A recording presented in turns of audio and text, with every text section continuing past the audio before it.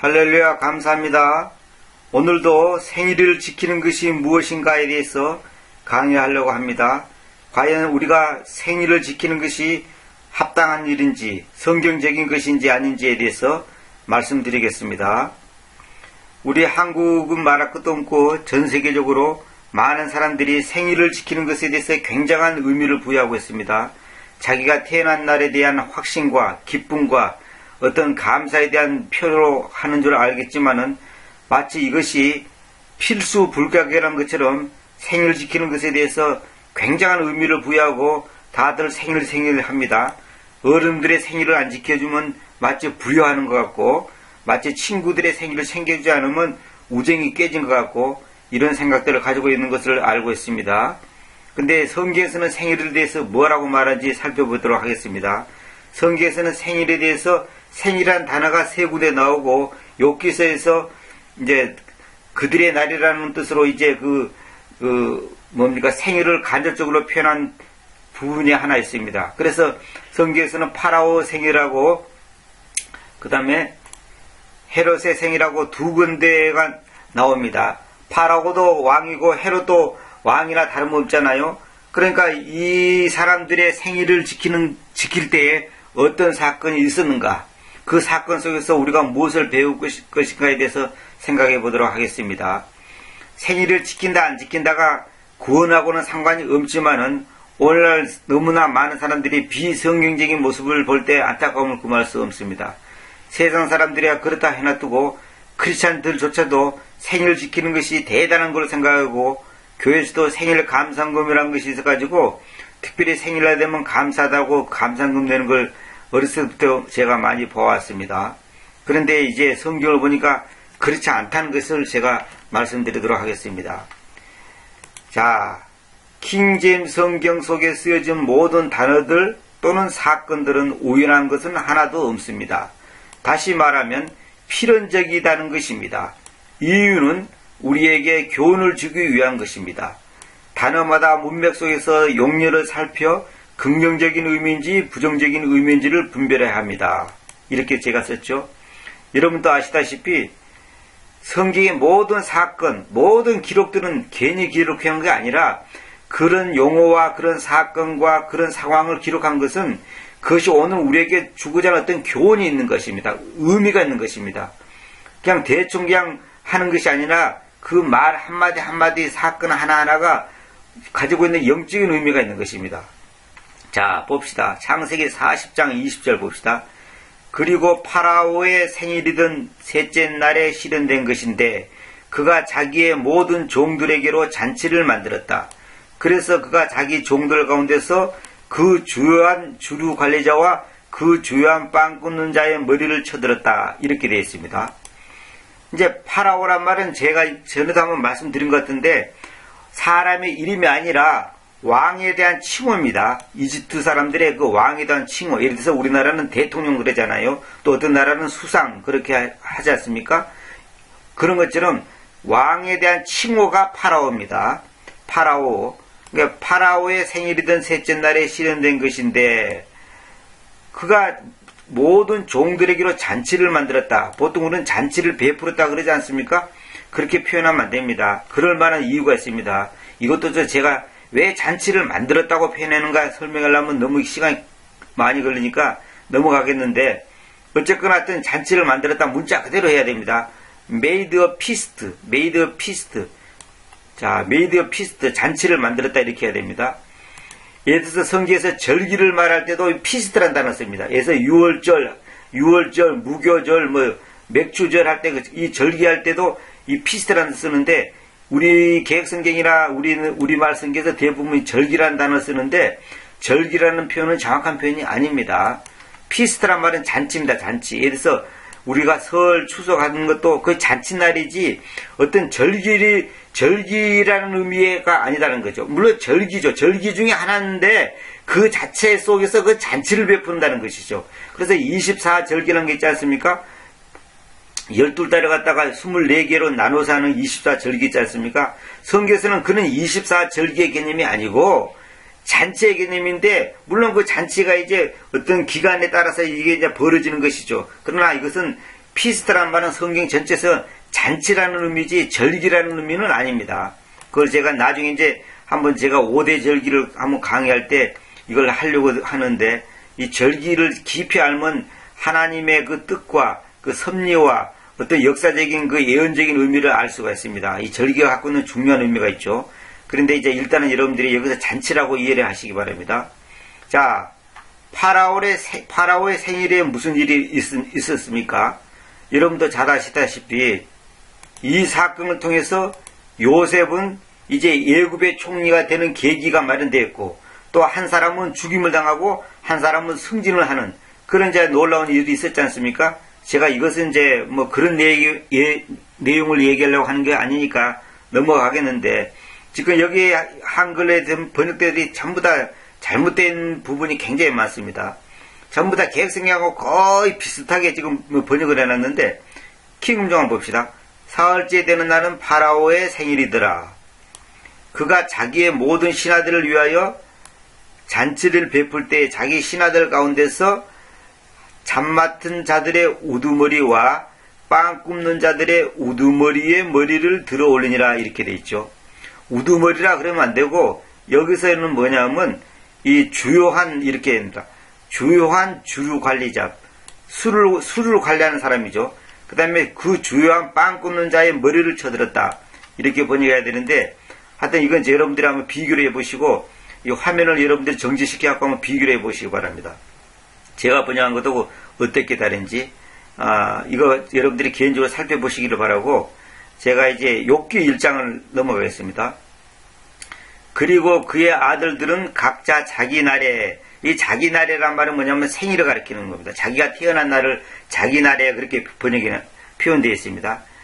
가서 자기들의 집들 안에서 잔치하였으며 사람을 보내어 자기들의 세 자매를 불러서 그들과 함께 먹고 마셨다 그랬죠. 욥의 아들들의 생일에 무슨 일이 있었습니까? 결국 그날에 엄청난 재앙이 있었죠.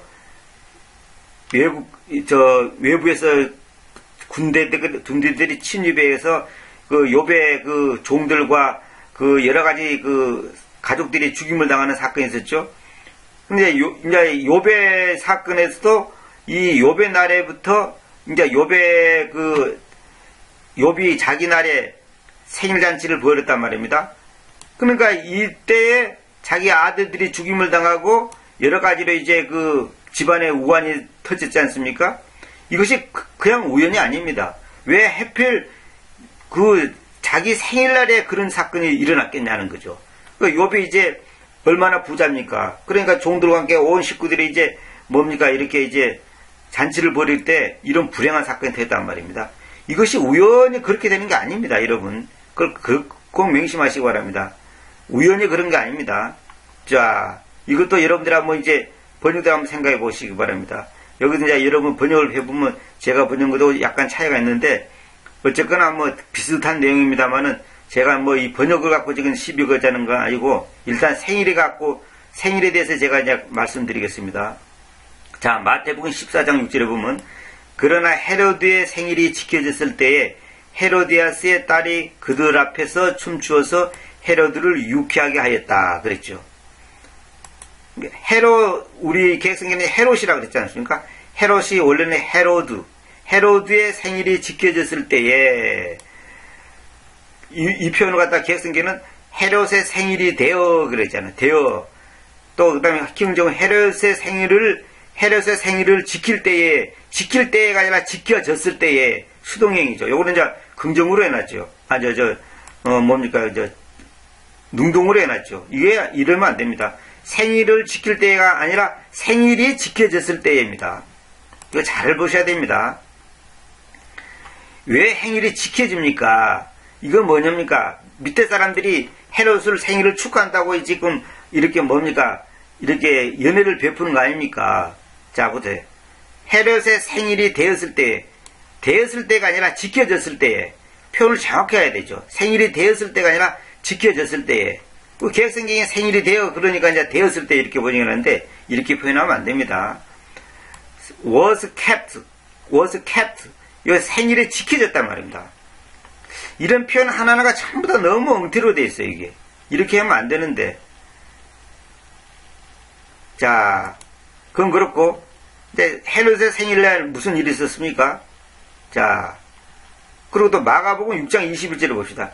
똑같은 그 내용이죠. 그건 이제 마태오 무덤이 있고 마가복음도 있는데, 그러되 편리한 날이 와졌을 때 헤로드가 자기 생일에 자신의 주인들 곧 고위 대장들 그리고 갈릴리의 주요한 신분들에게 만찬을 만들었으며 그랬죠. 만찬을 만들었으며. 그러니까 이제 지금 성경에는 바로가 생일 잔치를 하는 것하고 바로 이제 파라오 그 다음에 헤롯이 생일을 하는 거 이제 두 가지 사건인데 둘 다 왕들이지 않습니까? 이 사람들이 뭐냐면 자기가 태어난 날에 대해서 많은 사람들로도 축하를 받고 자기가 자기 존재감을 보여주고 싶고 자기를 나타내주고 싶단 말입니다. 이것이 뭐냐면 자기가 신이 되고자 하는 나를 신으로 받들라고 하는 말의 그 사인입니다. 그런 의미가 숨어 있는 겁니다. 자, 봅시다. 그래서 어쨌거나 하여튼 생일날은 두 사건 다 아주 불행한 일이 있었죠. 이제 헤로드가 생일 때 어떻게 됐습니까? 헤로드의 생일날 무슨 일이 있는지 제가 잠깐 읽어보겠습니다. 자, 봅시다.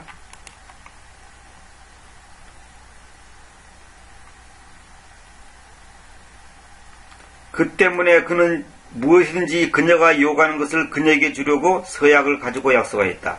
그러자 그녀가 앞서 자기 어머니에게서 교훈받으면서 말하였다. 큰 쟁반에 담아 요한 침례자의 머리를 여기에서 제게 주소서. 그러자 왕이 슬펐다. 그럼에도 불구하고 그 서약으로 인하여 또 음식 앞에 자기와 함께 앉은 자들로 인하여 그는 그것이 그녀에게 주어지도록 명령하였다. 그리고 그는 사람을 보내서 그 감옥에서 요한을 목베었다. 그리고 그의 머리가 큰 쟁반에 담아 가지고 와져서 그 처자에게 주어졌으니 그녀가 그것을 자기 어머니에게 가지고 왔다. 그리고 그의 제자들이 와서 그 몸을 들여다가 매장하고서 예수님께 가서 알려드렸다. 이렇게 했죠. 결국은 헤로드의 생일날 세례 요한이 목배임을 당해가지고 죽임을 당하는 그런 그 사건이 있었지 않습니까? 결론은 뭐냐면 헤로드가 생일을 지키는 그날에 불행한 사건이 터졌단 말입니다. 그러니까 헤로드도 원치 않았지만은 그 여자가 헤롯의 머리를 유혹했을 때 그 머리가 잘라지는 사건이 있었지 않습니까? 결국은 이 헤롯의 생일날이라든지 파라오의 생일날 아주 무서운 사건이 있었단 말입니다. 이것이 지금 무엇을 말하는지 여러분은 암시적으로 알고 계셔야 됩니다. 자, 이걸 한번 읽어봅시다. 생일을 지키는 것은 이교도들의 문화에서 온 것인데 이것은 바로 자기 자신을 높이고 알아주기를 바라는 인간의 본성, 즉 신이 되고자 하는 인간의 재성에서 비롯된 다신교적인, 즉 범신론 사상에서 비롯된 것으로 사탄의 속임수 문화에 길들여진 비성경적인 문화입니다. 제가 그렇게 해놨죠. 바로 그렇습니다. 그래서 우리 그리스도인들은 특정한 날들에 대하여 특별한 의미를 부여하는 것을 경계해야 할 것입니다.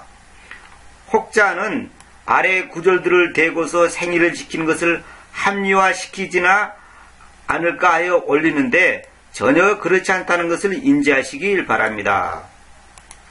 자, 봅시다.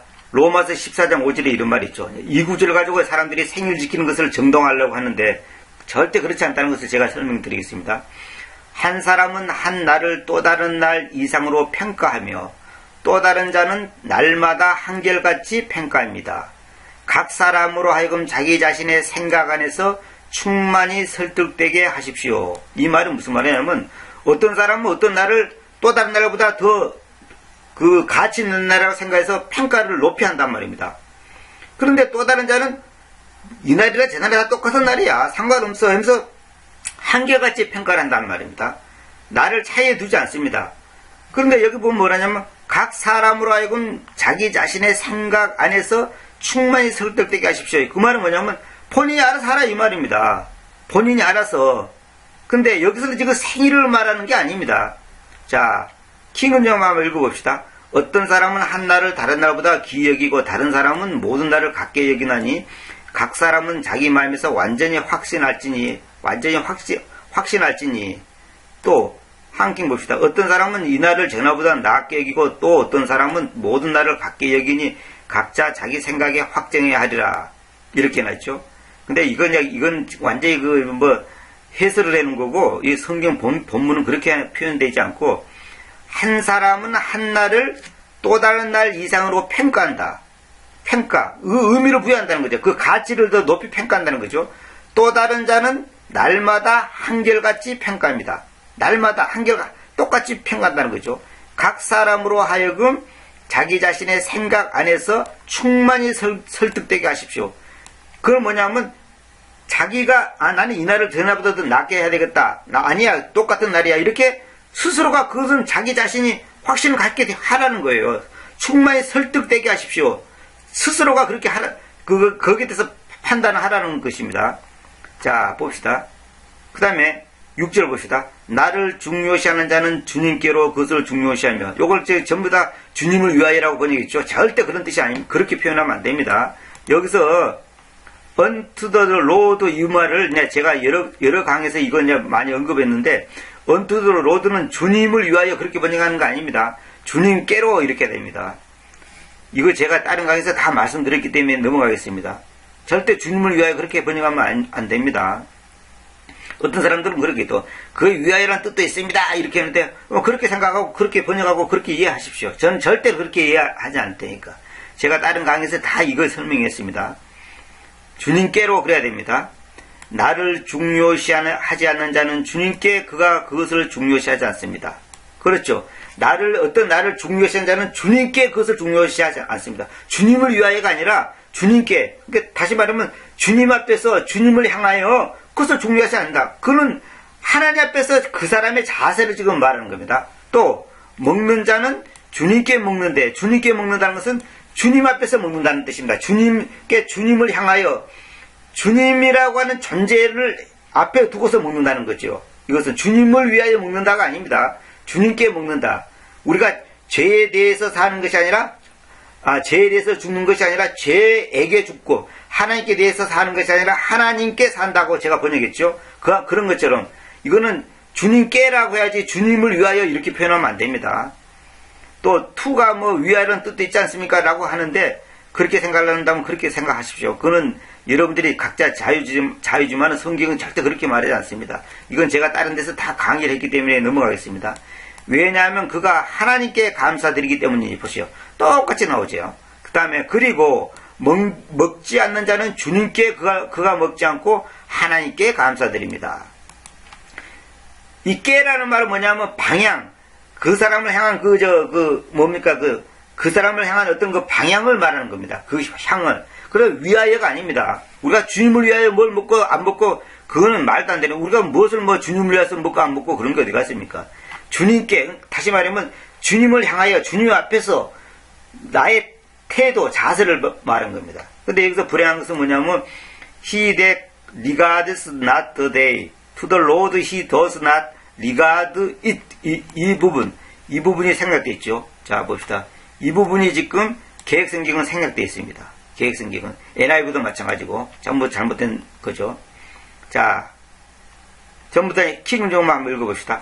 나를 중히 여기는 자도 주를 위해 중히 여기고 나를 중히 여기지 않은 자도 주를 위해 중히 여기지 않냐며 먹는 자도 주를 위해 먹나니 이는 그가 하나님께 감사드리기 때문이라. 먹지 않은 자도 주를 위해 먹지 않냐며 또 하나님께 감사드리느니라. 이거 전부 다 번역이 잘못된 겁니다. 주를 위하여 이렇게 번역하는 게 아닙니다. 자, 그 다음에 7절 봅시다. 왜냐하면 우리 중에 한 명도 자신에게 살지 않고, 이것도 봐요. 자신을 위하여 살지 않고가 아닙니다. 자신에게 살지 않고 아무도 자신에게 죽지 않기 때문입니다. 그 다음에 8절. 왜냐하면 우리가 살더라도 우리는 주님께로 살며 우리가 죽더라도 우리는 주님께로 죽기 때문이니 그러므로 우리가 살든지 죽든지 간에 우리는 주님의 것입니다. 이렇게 번역하지 정확한 겁니다. 주님을 위하여 그렇게 하는 거 아닙니다. 자, 위의 구절들은 한마디로 우리가 어디에 누구에게 초점을 두고 살아야 하는가를 보여주는 것이지 생일 등의 저차원적인 것들을 다루는 구절이 아님을 명심해야 합니다. 예, 그렇습니다. 지금 제가 인용한 이 고린도 뭡니까?